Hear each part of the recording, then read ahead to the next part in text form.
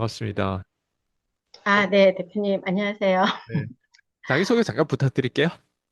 네, 네. 안녕하세요. 저는, 올해, 어, 한국 나이로는 60이고요. 윤석열 나이로는 59세인 정병님이고요.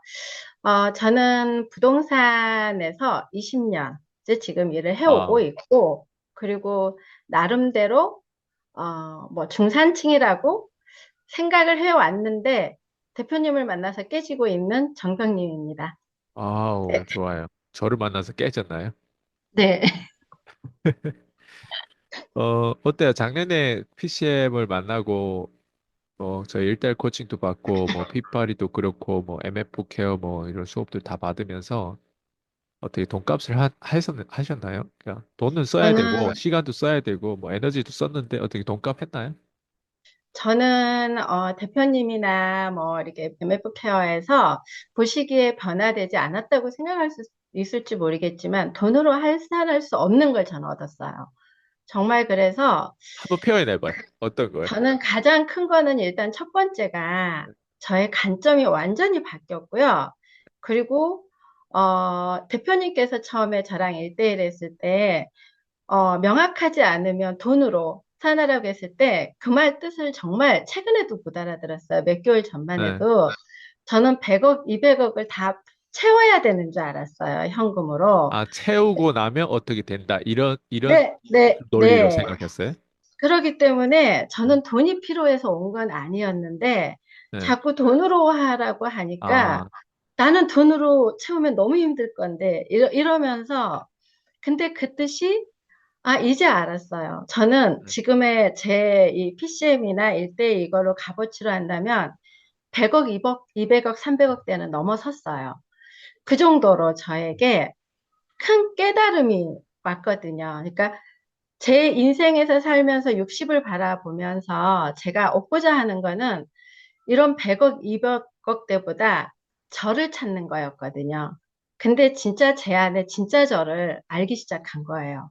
예를 들면은, 예를 들어서 저는 진짜 나, 가짜 나, 진짜 감사, 가짜 감사, 진짜 행복, 가짜 행복 이런 것들이 이제 인식이 되면서 명확하게 알게 되고 제가 진짜 가치 있는 삶을 향해서 어떻게 가야 되는 그런 방향성 같은 게 명확한 방향성, 명확한 목적을 자꾸 정하라 그럴 때도 그 뜻이 뭔지를 몰랐거든요. 근데 이제 그게 인식이 되고 그리고 내 안의 거를 들여다볼 줄 안다는 거. 네. 그러면서 그게 살아온 제 인생을 예전에는 그냥 앞으로 가야 되고 과거에는 과거에 머물러 있는 줄 알았거든요. 근데 그게 과거로 접목을 시키면서 그때 그랬었구나 이러면서 이제 나오기 시작한 거예요. 근데 그거는 천억대 부자라고 이거를 깨달을 수 있을까요? 그 생각이 들어요. 이거는 돈으로 환산할 수는 없다고 생각이 들어요. 좋아요. 그게 정확하게, 명확하게 다른 사람들 어떻게 전달될지 모르겠지만, 어쨌든, 막, 하고 이런 어떤 막 도사 얘기처럼 막 이런 내면의 어떤 합리화하는 게 아니라, 우리가 그걸 얘기하기 전에 그럼 앞서서, 피디님, 나름, 아까 중산층이라는 표현을 했고, 그리고 부동산 업계에서 나름 20년 동안 브로커 이런 중개사 역할을 했으면 어떤 중개사들은 그냥 중개사 수수료 때문에 하는 사람이 있고 어떤 사람 실제로 내가 투자하는 사람도 있단 말이에요.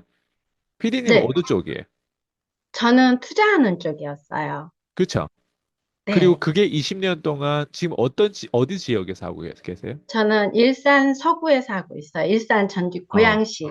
네. 좋아요. 그러면 현실적으로 우리가 단순히 뜬구름 잡는 소리 하는 게 아니라 피디님 돈도 벌어봤고 자산도 지금 가지고 있고 좀 그 부분에 대해서도 좀 물질적인 부분에 대해서 나 좀 그래도 이랬던 여자야. 예, 좀 이런 부분들 좀 자랑해 주세요.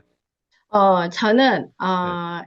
일단은 첫 번째는 2007년도에 부동산 2005년부터 시작을 했어요. 근데 아무것도 그때도 지금처럼 PCM에 아무것도 모르는 것처럼 그때도 부동산 일을 자격증 따고 시작을 한 거고 제 인생에 가장 큰 변환점이 생겨서 시작을 했는데 2007년, 8년도에 아무것도 모르는 상태에서 부동산 투자를 해서 정말 지하에 100층까지 내려간 전 재산을 다 잃고 그때 제가 또 막 이혼도 하고 모든 것들이 삶이 그러는 시점에서 다 잃고 나서 다시 했을 때, 그러면서 보이기 시작했던 것 같아요. 일반 사람들하고 똑같아서는 안 된다는 거를. 그리고 전략을 짠 게 이제 투자도 하고 뭔가 하면서 지금은, 뭐, 재산으로 전체적으로 따졌을 때 집으로 따지고 뭔가 했었을 때, 뭐, 지금 집값이 떨어졌기 때문에 다 팔고 나면 한 50억 정도 되려나? 그냥 가지고 그냥 계산으로 종부세 내고 뭐 하는 거는 한 100억대 정도까지는 네, 세금을 많이 냅니다. 그 정도가 네, 되고 벌기 시작할 때는 한 달에 5천, 1년에 5억 정도 내가 스스로로도 네. 이렇게도 벌어보고 근데 그게 남들이 보면은 쉽게 그쵸, 벌을 거라고 생각하잖아요. 그쵸. 아니에요. 목숨을 내놓고 일했거든요. 네, 그렇기 때문에 대표님이 100억, 200을 벌으라고 하니까 네, 저는 그때 그 시절로 돌아가야 된다고 생각을 하니까 죽어도 싫었거든요. 이걸 네, 깨닫지 못했기 때문에 그 맞아요. 용어로만 받아들였기 때문에 제가 그걸 겪고 왔기 때문에 네, 그리고 사람들이 돈천, 뭐, 올천, 이천을 우습게 생각을 하는데, 저는 그걸 벌기 위해서 정말 모든 시간을 투자하고 모든 거를 했는데, 그래서 그때는 그 깨달음이 없어서 액면 그대로만 제가 받아들였기 때문에 힘들었던 것 그쵸. 같아요. 어쩌면 사람들이 거기에 대한 부작용에 대해서 과소평가하고 있었던 거네요. 그러니까 네, 네, 돈을 네. 내가 어느 정도 이렇게 열심히 목숨 걸고 돈을 벌다 보면 막 10억 벌고 20억 벌고 30억 점점 올라가는데 자산 가치도 50억에서 60억, 70억, 100억 이렇게 올라가는 과정에 내 몸이라고 하는 거에 대해서 거기에 견뎌야 하는 어떤 뭔가 있어야 되는데 만약에 원래 가지고 있던 과거에 성공했던 그 전략을 가지고 쭉 가다 보면 뭔가 부작용이 터졌기 때문에 절대는 나는 저 돈을 벌고 싶지 않다. 심지어 저 돈을 그냥 준다고 해도 나는 저기로 가면 나는 그렇게 힘들다. 그래서 그때 굉장히 아, 나 저거는 안 하고 싶다. 예. 왜 과거에 내가 했던 거를 생각하면 그 전략대로 가는 건 그냥 그 전략 이외에는 상상도 못 했으니까. 근데 그게 네, 맞아요. 부작용이 대체 어떤 것 그 때문에 그 정도로 거의 치를 떨고 내가 그렇게 거부를 했어요? 제가 2018년도에 네. 어쨌든 이제 저는 가장이었어요. 그리고 저희 아이 큰애는 장애 등급이 있고, 둘째는 어쨌든 본인이 좀 애가 괜찮은 애여서, 장학생으로 미국으로 이제 가게 되고, 2018년도에 그게 정리가 다 된 거예요. 2018년도에 아들은 이제 장애가 있음에도 불구하고 좋은 회사에 취직을 하고 딸은 미국으로 유학을 가게 되고 남편은 저를 그렇게 했던 남편은 어쨌든 아프어서 돌아가시고 이러면은 이제는 자산도 어느 정도 있고 뭔가 그렇죠. 삶이 그렇죠. 남들이 보기에는 살만한 그렇죠. 거잖아요. 네. 근데 그때부터 저라는 사람을 좀 이제 인식을 하려고 하는데 못 하겠는 거예요. 건강이 그리고 다 무너진 거예요. 그전에는 정말 24시간을 앉아도 버텨야 됐기 때문에 건강을 잃은 줄을 몰랐는데 여유가 생기니까 다 무너져 내려서 공황장애, 뭐 이런 것들 구안화사부터 시작해서 다 오기 시작한 거예요. 그래서 처음에는 병원을 다니기 시작했는데 병원에서는 만성 우울증, 뭐 스트레스, 뭐 이런 것들만 해서 신경정신과 약을 주고 잠을 한숨도 못 자서 근데 그전에는 불안했음에도 불구하고 해야 될 일이 있었으니까 해낸 거예요. 근데 지금은 불안 요소가 다 가신 거예요. 그냥 외부적으로 봤을 때는. 그런데 숨을 쉴 수가 없는 거예요. 그러면서 대인기피증, 어, 이 뭐라 그럴까, 모든 게 한꺼번에 무너져서 나 정병님이라는 사람은 누구지? 나는 무엇을 해봤었지? 어떻게 살아왔지? 갑자기 치매가 걸린 사람처럼 어, 그러면서 이제 상담소를 찾아가기 시작했고, 근데 상담을 받는데 상담에서 나라는 걸 꺼내라 그러는데 꺼내본 적이 없으니까 꺼낼 수가 없는 거예요. 그리고 병원에 맨날 쓰러져서 병원 가고 잠을 못 자니까. 근데 병원에서는 약을 자꾸 다른 거로 더 세게 처방해주고, 그러면서 2023년도에 약부작용이 온 거예요. 정말 어, 그때, 그러면서 뭔가 다시 최근이네요, 찾아야 그게. 돼. 한 5년을 그렇게 시달렸던, 그러니까 돈이고 뭐고 다 필요 없는. 없고, 예. 건강을 잃으니까 무기력해지면서 살고 싶은데 살 수가 없는 거예요. 저는 우울증 걸려서 자살하는 사람들의 마음을 100번 이해가 되더라고요. 사람들은 왜 우울증 걸려서 죽어가 아니라 나오지를 못하는 거예요. 다시 들어가고 다시 들어가고. 병원에서 주는 거는 우울증 약은 뇌를 잠깐 마비시키는 건데 그 뇌가 다시 깨어나면은 너무나 이 몸이 무기력해지니까 움직일 수가 없는 거예요. 그러니까 모든 사람들이 나한테 수군거리는 것 같고 병원에 가서 진찰을 하면 이상이 없대요. 죽을 지경인 거예요. 차라리 외상을 입거나 암이나 뭔가 이걸 고치면 됩니다 하는데 스트레스래요. 모두 내려놓으래요. 다 내려놨어요. 안 되더라고요. 내 안의 거를 내가 모르니까.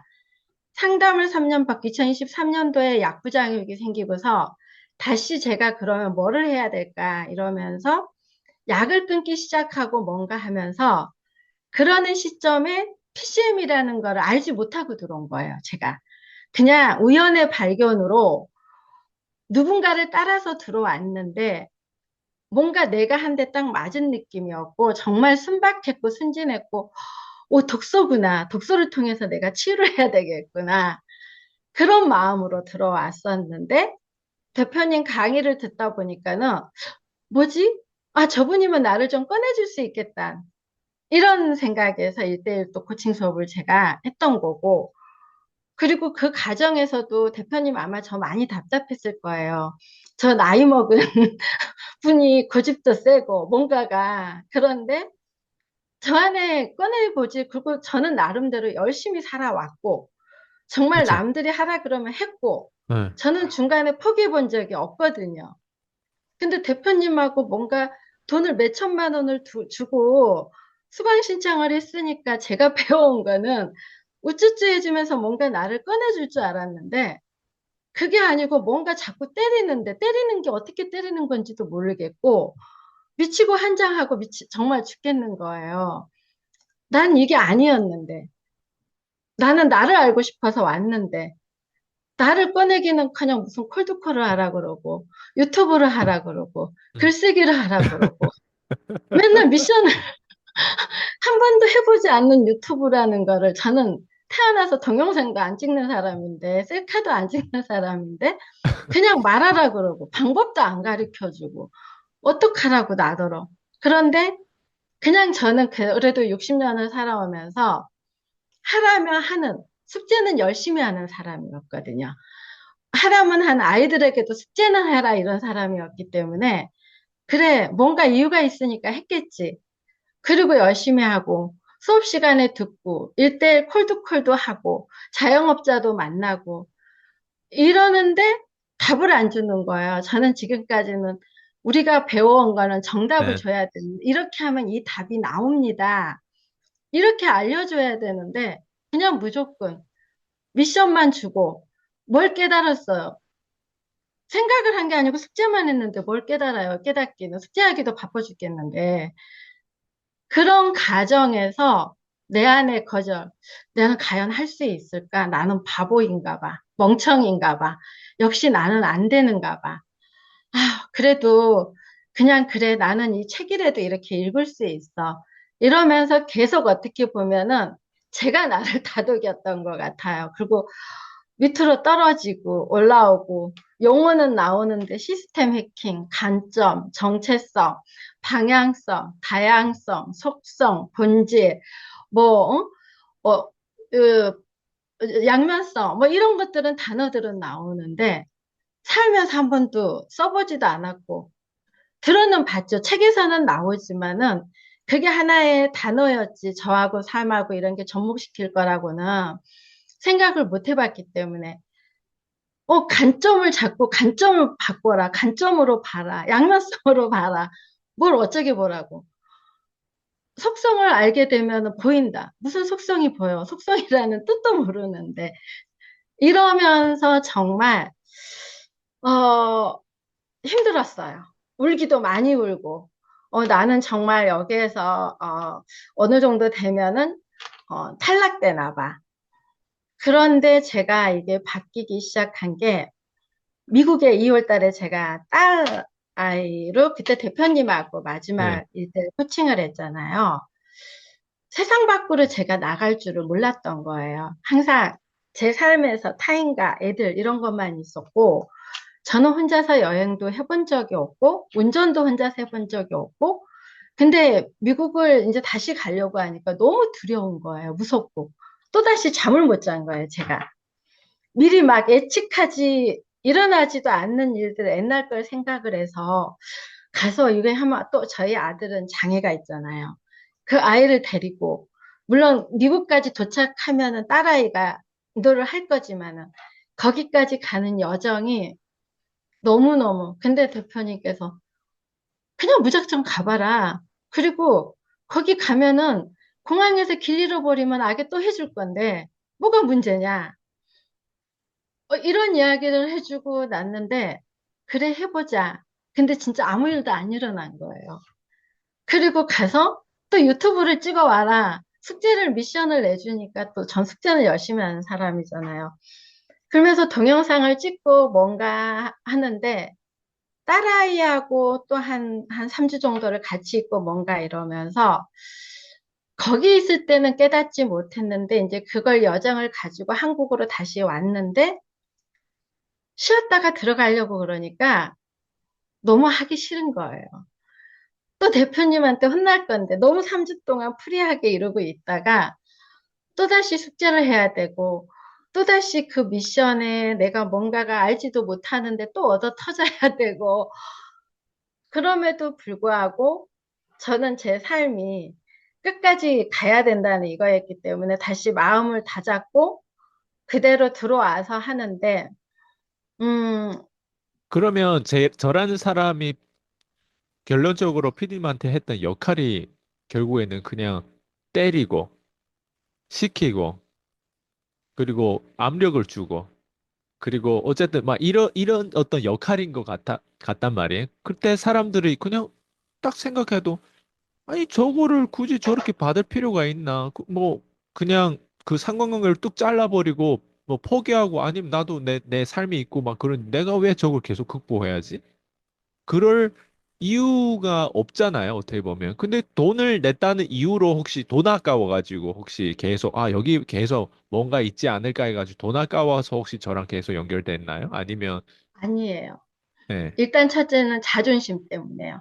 제가 여기에서 저와의 약속이잖아요. 살면서 그래도 저는 하나 지키는 원칙은 저와의 약속은 지켜야 된다는 게 있었거든요. 아이들한테도 매일 말한 게 뭘 시작하면 끝점을 봐야 된다. 그러려면은 안 하려면 빨리 그만두고 하기 시작하면 끝에 가야 된다. 그래서 학교도 절대 결석하면 안 되고 이렇게 하면서 나름대로 모범을 보여왔다고 생각을 했는데 그게 저한테 용납이 안 됐던 거예요. 내가 끝에까지 가야지. 이거는 돈하고 상관이 없이 이미 돈의 지불한 거는 충분히 이건 경험만으로도 대표님의 경험은 몇 천만 원이 아니라 이런 이 경험을 얻을 수가 없는 건데 그리고 이 쪽팔림. 대표님한테도 나는 끝까지 갈 거예요. 그때 울면서도 막 이랬는데 이거 하나 못 해내가지고 중간에 포기한다는 것 자체가 용납이 안 됐어요. 예, 그리고 살면서 힘들어도 중간에 포기하지 않으면 끝에 가서 얻는 게 있더라고요. 저는 그것만큼은 알아요. 아, 그게 돈 벌어봤던 사람들이 다 알고 있는 지혜네. 그러니까 아, 그런가요? 그 지혜를 나름 가지고 있다 보니까, 아, 여기에도 보면 뭔가 있다라고 하는 그 어떤 그 끈기를 어떻게 보면 여기서 좀, 예, 끝까지 남아 보려고 싸워 보려고 했던 자신과의 싸움이었겠네요. 맞아요. 네, 저와의 싸움이었어요.